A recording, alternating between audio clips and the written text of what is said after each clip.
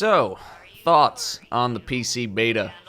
Well, I don't have too many because it's basically the same thing as the console beta. That being said, I have only seen positives with regards to how well the game is optimized and how well it is running. This is not some dinky port, this is the real deal. I'm running a 1080 Ti with a 6700K and it runs beautifully at very, very high settings. I know people are running on much lesser hardware and are maintaining 60 FPS on great settings. I have seriously not seen one single negative about the performance of the game. Your individual results may vary, and obviously there are still a couple of issues that need to be ironed out, but so far, very, very good. This game runs beautifully. The new PvP map, Javelin 4. It's pretty good. I like it. I thought I was not going to like 4v4 PvP due to all of the team shotting of Endless Vale and how so much of the combat on that map revolved around the center. It was just so focused in. On Javelin, the combat was much more spread out. I could get into actual 1v1 fights with other people. It wasn't just constant team shotting. I did personally like the change to control where games now go to 100 over 75, but that's just because I personally like longer matches compared to shorter ones.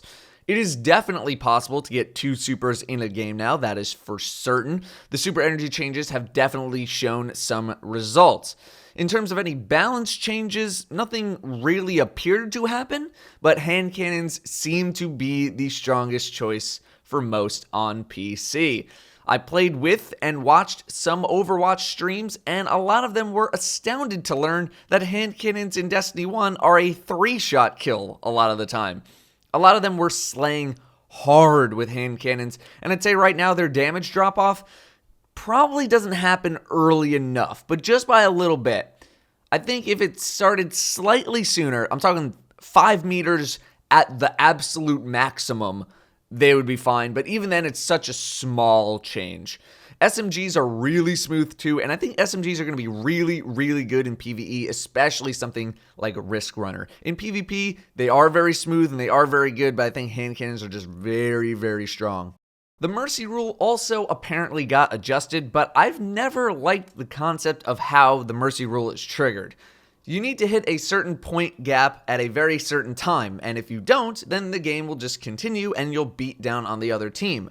I think the Mercy rule, at least for Control, should be something like, if you're 60 points ahead at any given time, Mercy rule. Something like that. Apparently using a controller on PC has resulted in some pretty interesting gameplay from people. Early feedback indicates that using a controller is actually pretty feasible because of Destiny's heavy aim assist. Using a controller is very easy, by the way, it's just plug and play. Aim assist is enabled for controllers, and when going from controller to mouse and keyboard, that loss of aim assist is very apparent. Those who have never used a mouse and keyboard before will find themselves struggling to adjust for a little while, both thanks to the newer control scheme and the loss of aim assist. Overwatch had aim assist for controllers, but eventually removed it on PC because of tools that players use to get the keyboard and mouse experience on console. This also happened with Titanfall 2. The Zim 4 is something that is used to emulate the keyboard and mouse experience on console, but early reports of using that on PC is that it gives you the benefit of keyboard and mouse precision and console aim assist because the game treats it like a controller, not a keyboard. Naturally, this would lead to the conclusion of just remove aim assist in PvP from controllers. But I don't think it's as simple as that, or at least it usually never is. Plenty of discussion to be had on this topic. Speaking of controls, the only thing I changed was my melee button. I put it on one of my side mouse buttons for easy access, and I kept everything else default for now. I might change 1 or 2 things in the future, but otherwise, the layout makes plenty of sense, so I didn't bother changing it. Couple of weird things with the UI. Using the mouse wheel to scroll through weapons feels a little awkward. Now, it very well could have been because of my lack of experience with Destiny on PC specifically, but I very often found myself scrolling into an empty power weapon. I'll be trying to break this habit by probably just unbinding weapon switching from my mouse wheel. UI with regards to text chat, be sure to turn off all the show your name and ID stuff in the menus, by the way, if you don't want to deal with that. By hitting tab, You can rotate between someone you were talking to and your fire team, but I would like to see that expanded to all recent whispers, not just one of them. The spacing on the text versus the names is a little weird. That'll probably just be adjusted for launch. Otherwise, everything made sense for the most part. It's just a matter of getting used to it. In terms of PvE, all of the changes were noticed. Stronger grenades and such, power ammo increase. Yep, it's all very good. Very, very good. Already noticing some PvE nerfs, though. Maybe not nerfs that you would get angry about, though. During the story mission, they removed the second spinner from the turbines. Alright.